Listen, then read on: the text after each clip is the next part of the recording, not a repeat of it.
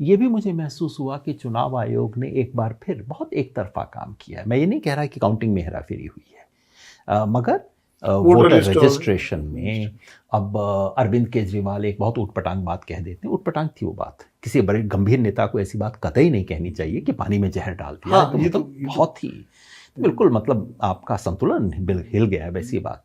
वो ये कह सकते थे कि इंडस्ट्रियल वेस्ट आ रहा है, इससे पानी जहरीला हो रहा है, ये तमाम चीजें कह सकते थे, लेकिन ये कहना कि दिल्ली के पानी में हरियाणा वालों ने जहर बना दिया, गलत बात थी। चुनाव आयोग ने एकदम ताबड़तोड़ कार्रवाई शुरू की। मगर भाई एक और आदमी था जिसने इस देश के 20 करोड़ लोगों को घुसपैठिया कहा था। 4 महीने पहले की बात है, प्रधानमंत्री ने लोकसभा इलेक्शन में कहा नहीं था 1 साल पहले। उस पर इलेक्शन कमीशन ने क्या किया था? कुछ नहीं किया। तो लगता है ना कि आप बैठे हुए हैं कि अच्छा बीजेपी के समर्थन के लिए क्या किया जा सकता है। इससे भी बड़ी बात आप देखिए, तो मुझे अफसोस हुआ जिस दिन चुनाव की घोषणा हुई उसी दिन प्रेस कॉन्फ्रेंस में पत्रकारों ने पूछा कि साहब आप 5 फरवरी को दिल्ली का चुनाव रख रहे हैं, 1 फरवरी को देश में बजट प्रेजेंट होगा, आप उससे 2 दिन पहले क्यों नहीं रख लेते? उन्होंने कहा आप चिंता न कीजिए, केंद्र के बजट का दिल्ली पर कोई असर नहीं पड़ेगा, मैं सुनिश्चित करवाऊंगा। उसके बाद क्या होता है?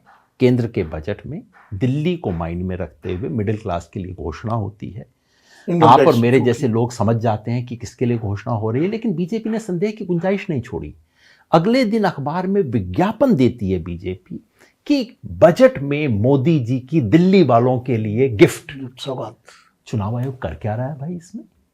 अब मैं नहीं कह रहा कि आम आदमी पार्टी अपने पापों से मुक्त हो जाती है सब करते हुए। उन्होंने जो किया उसकी हम जरूर चर्चा करेंगे और उस पाप के बारे में ईमानदारी से बात करनी चाहिए।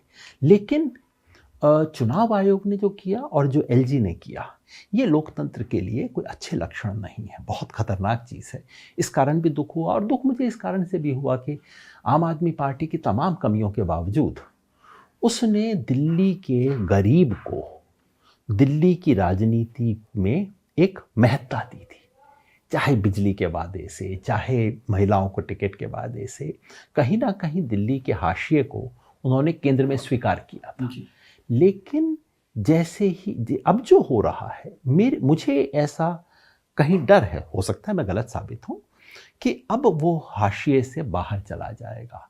अब दिल्ली के अंदर चमकाने के लिए इवेंट्स होंगे, रिवर फ्रंट होगा, ये सब चीज़ें की जाएंगी, और दिल्ली का गरीब जो किसी ना किसी कारण से थोड़ा सा अटेंशन पाने लगा था, वो अब सब पीछे चला जाएगा। इन सब कारणों की वजह से मैं खुश नहीं हूं। अगर आप ये वीडियो YouTube पर देख रहे हैं तो हमारे चैनल को सब्सक्राइब कर बेल आइकन दबाएं, और Facebook पर देख रहे हैं तो हमारे पेज को लाइक करें। 8 मिलियन प्लस सब्सक्राइबर, आपके इस भरोसे के लिए बहुत धन्यवाद।